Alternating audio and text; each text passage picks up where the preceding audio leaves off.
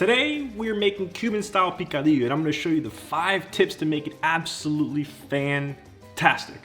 First, we start with garlic. One of the most savory alliums. As Cubans are terrified of vampires, he minces about 6 cloves of garlic. You could use a garlic press, but why soil more tools? Then he reaches for another allium, the onion. Utilizing half the white root, he dices it quickly. There's no time to cry, because it's pepper time. Not this pepper, this pepper.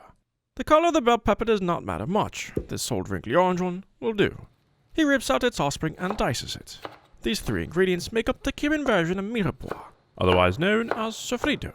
He hopes that one day science can fuse these ingredients together to create the gar papillon, or maybe the papillon lick. So while he waits for science, he cleans, because ants. Using a medium pot of a medium heat, he adds a decent amount of oil of the olives. Once it's warm, he adds his onions. Listen to the sizzle. He also adds his peppers. However, he only used about 2/3 of the pepper. The rest will be saved.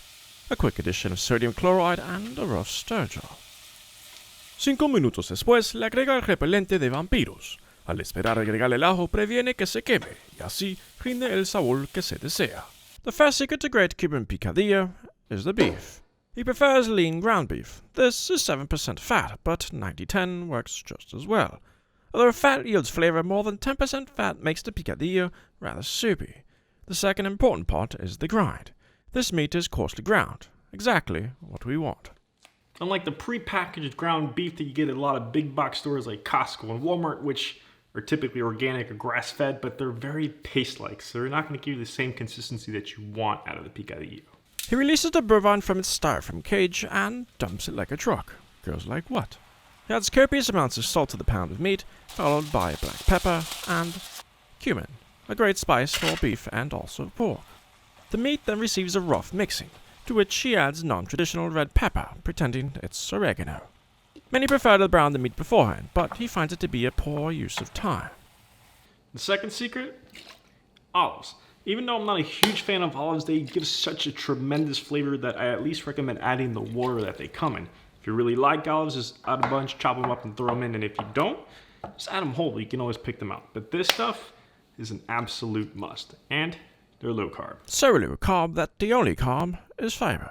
He adds the chopped olives to the picadillo, as well as some whole ones, for good measure and presentation.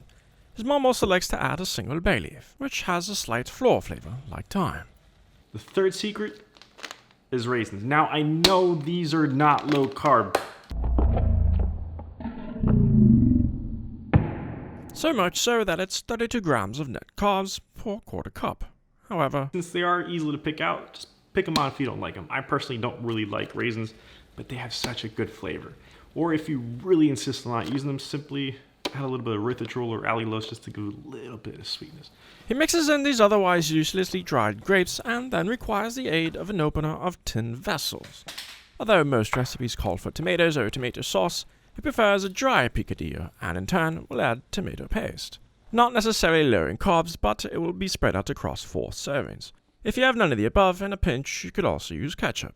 He adds 1/3 to 1/2 can of the coagulated tomato blood, adjusting accordingly to his personal taste, and mixes. The fourth secret or tip is time. Although this dish can be made in 20 to 30 minutes, it gets better the longer it sits. And now that I think about it, it's really just a Caribbean chili. So yes, the longer it sits, the more flavor you're going to impact and the better the overall just intensity and fantasticalness of it. That's not a word at all, but time will make it better. And so he covers the pot and lets it sit for another 15 to 25 minutes. The fifth and final and most important tip is use what you have. I myself have added zucchini, tomatoes, cinnamon, potatoes, celery, turmeric. What he is trying to say is there's no one true way to make picadillo. Depending on where you are in the world, there are variations. Cuban picadillo is known for having olives and raisins. In Mexico, it is common to add sugar to make a sort of bulgogi or teriyaki flavor, and in the coastal regions sometimes even adding fish, which sounds gnarly. In the Philippines, it's typically made with potatoes or chayote. So in essence, use what you have, because after all, it's really just minced meat. Which in Cuba is traditionally eaten with rice and beans, but since neither are low carb, we must find other consumption mechanisms, such as a slow carb burrito with cheese, which is extremely tasty. or simply with a dollop of sour cream, or stuffed in peppers, or eaten with pork rinds in place of nachos, although this is a pork crackling and a bit more difficult to scoop with. He, however, will serve the picadillo over a bed of cauliflower rice. To garnish, he uses roast red bell peppers and places them over top like a flower. If you hate olives or raisins, remove them now. He will use one of the olives to top his pepper flour. Also, don't forget to discard the bay leaf. After all, Darren likes to eat plants. Make sure to watch these other killer recipes to help maintain a low-carb lifestyle and kick diabetes in the face. The third secret. Until next time, eat well.